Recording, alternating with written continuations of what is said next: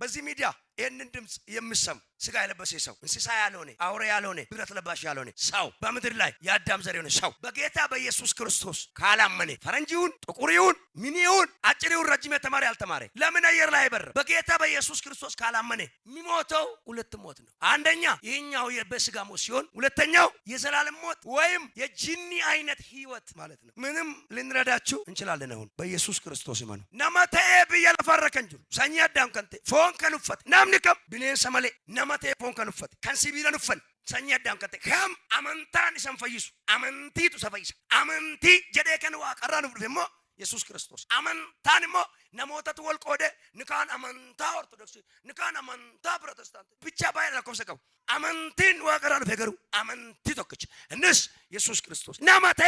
ካንሰተነ ማነ ዱአ ለማዱ እኒ ዱራ ዱአ ሰፎይ ነደባን ለንፋ ዱአ ሳ በራበራ ከንጂኒት ኦማቶ ኮሲንገርጋሩ ኒደንደኛ ኢየሱስ ክርስቶስ ተመና